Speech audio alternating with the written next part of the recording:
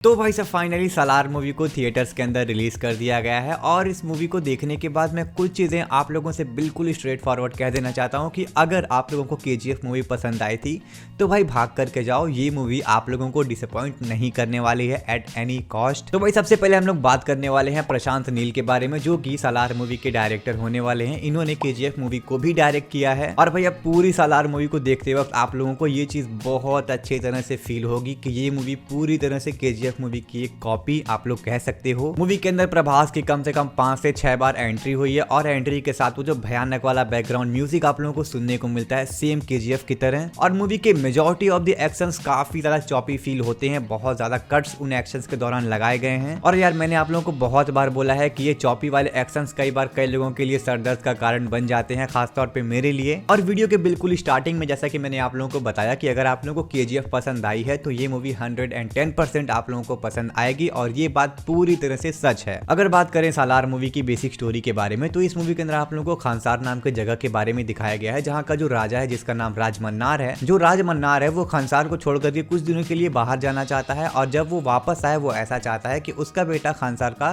सरदार बने। बट कुछ लोगों का ये कहना है कि राजमन्नार के आने से पहले अगर उसके बेटे वरधराज को ही उड़ा दें तो क्या होने वाला है। अब वो लोग वरधराज को मारने के लिए या फिर वरधराज का गर्दन उड़ाने के लिए खानसार के अंदर बहुत बड़ी बड़ी कंट्रीज की बहुत भयानक लेवल की आर्मीज लेकर के आते हैं, जो कि भाई बहुत ज्यादा इंसेन होती हैं, बहुत एडवांस वेपन होते हैं उन लोगों के पास। और इस वेपन वाली चीज के बारे में मूवी के अंदर भी बहुत अच्छी तरह से जिक्र किया गया है कि भाई खानसार के अंदर मोस्ट एडवांस्ड वेपन्स देखने को मिलते हैं। अब खानसार के गद्दी पर बैठे पांचों ही सरदार लोग बहुत बड़ी बड़ी आर्मीज तो लेकर के आते हैं। वहीं पर अगर बात करें वरधराज मन्नार के बारे में तो भैया इस बंदे के पास कोई आर्मी नहीं है, ये कोई आर्मी लेकर के नहीं आता है। ये जो वरधराज मन्नार है इनको भी सरदार की उपाधि नहीं दी गई है। और खानसार साम्राज्य के अंदर जिस तरह का इनके रिस्पेक्ट है वो कहीं से भी मुझे समझ में नहीं आया कि भाई अगर राजा का बेटा है तो 1% का तो इज्जत बनता है, बट नहीं। खैर इज्जत की बात छोड़ो, अगर बात करें वरधराज के भाई के बारे में, जब वो इससे पूछता है कि बहुत सारे लोग अपनी अपनी आर्मीज लेकर के आ रहे हैं फाइट करने के लिए, हमारे पास क्या है, तो भैया हमारा वरधराज बोलता है कि हमारे पास है देवा। वो अपने पुराने दोस्त देवा को लेकर के आता है और इन बड़ी आर्मी से लड़ने के लिए उसके पास सिर्फ एक बंदा है। I know it sounds kind of funny और ये फनी है भी। अगर आप लोग मूवी के अंदर देखोगे तो भाई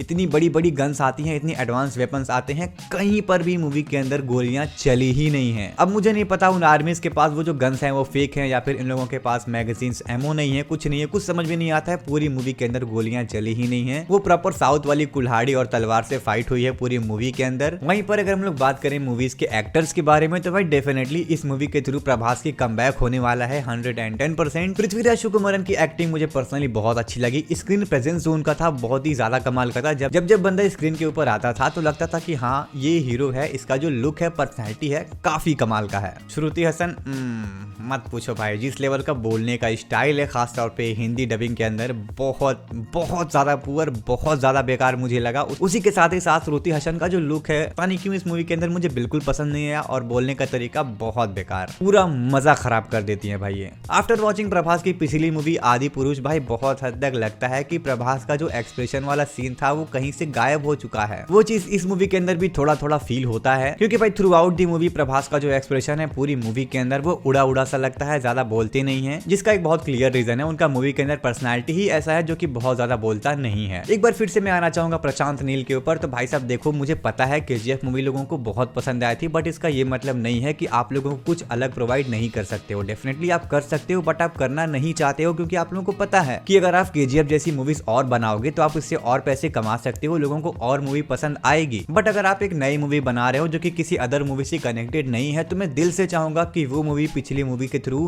कंप्लीटली डिफरेंट दिखे। बट सालार मूवी के साथ ऐसा नहीं होता है। ये मूवी बहुत ज्यादा ही केजीएफ मूवी से मिलती जुलती नजर आती है। अब इस मूवी का केजीएफ से मिलना अच्छी चीज भी है, बुरी चीज भी है। लोगों को बहुत ज्यादा ये मूवी पसंद आएगी, इसमें कोई दिक्कत वाली बात नहीं है। बट अगर बात करें इस मूवी को लेकर के क्रिएटिविटी के बारे में तो वो काफी लैक करती है। जब मूवी स्टार्ट होता है बिल्कुल स्टार्टिंग में आप लोगों को देखने को मिलता है मूवी के अंदर स्पेशल अपीयरेंस के तौर पे आप लोगों को यश देखने को मिलेंगे, जो कि पूरी मूवी के अंदर मुझे तो नहीं दिखे। मैं बहुत लास्ट तक बैठ करके वेट किया जब तक स्क्रीन पूरी तरह से व्हाइट नहीं होगी, तब तक मैं मूवी देखा।